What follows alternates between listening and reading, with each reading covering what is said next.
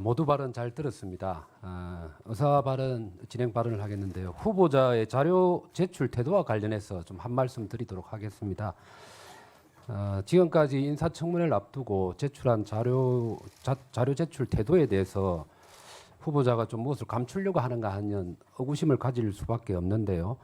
대다수의 자료 요구에 대한 답변이 후보자의 개인정보 제공 동의가 없어서 자료를 제출할 수 없음을 양해해 주십시오라는 형태로 서면으로 답변이 왔었습니다. 본 위원이 요청한 후보자 방북 내역, 후보자의 소유 차량에 대한 과태료, 벌금, 체납 내역, 그리고 교통사고 처리 접수 현황, 경범죄 내역, 입출국 현황 및 체류 기간, 세금 체납 내역, 한마디로 국민들이 궁금해할 수밖에 없는 내역에 대해서 모두 후보자의 개인정보 제공 부동의로 자료가 제출되지 않았습니다.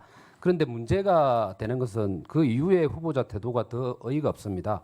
개인정보 부동의로 자료 제출을 거부한 것이 논란이 되고 나니까 청문회 이틀 혹은 하루 앞두고 어제 그제부터 자료를 제출하기 시작을 했습니다. 물론 제출된 자료는 너무나 부실하기 짝이 없습니다. 후보자 방북 내역 제출 거부를 저와 저 본 위원과 그리고 언론에서 문제를 삼은 17일 당일 날에 후보자는 겨우 한 장짜리 페이퍼를 제출했습니다. 후보자가 누락이었다고 해명한 것으로 알고 있습니다. 그런데 이건 명백한 거짓말로 저는 생각합니다. 의도적인 자료 제출 거부였다고 생각을 합니다. 왜냐하면 인사청문을 지원해 주는 통일부가 자료 제출이 되지 않는 이례적인 상황에 대해서 후보자 측에 괜찮냐고 물으니까 후보자는 괜찮다면서 개인정보를 제공하지 않았음이 확인이 된 겁니다. 심지어 제출한 자료마다 부실한 편입니다.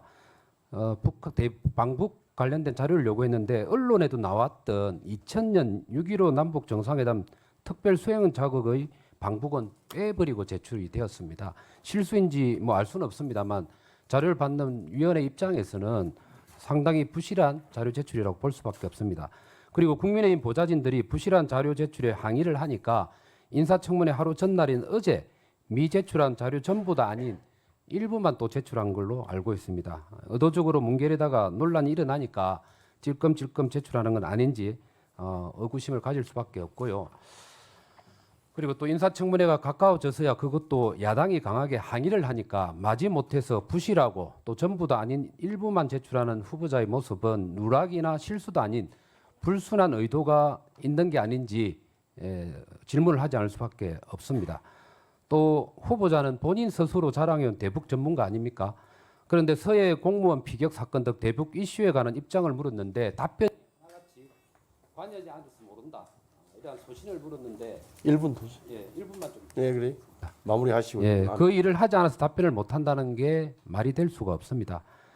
그래서 제가 좀 말씀을 좀 드리고 싶은 것은 위원장님께 좀 요청을 드립니다만 후보자는 저를 포함해서 위원들이 제출 요청한 자료 중에서 거부된 자료를 11시까지 모두 제출하도록 위원장님께서 좀 조치를 해 주시고요. 다른 한편으로는 국민의 대변자인 국회를 무시한 후보자의 공적인 사과가 필요하다고 생각을 합니다. 위원장님께 부탁의 말씀을 드립니다. 그래요. 그러니까 지금 여당 간사께서도 한 말씀 꼭 하셔야 되겠어요. 네.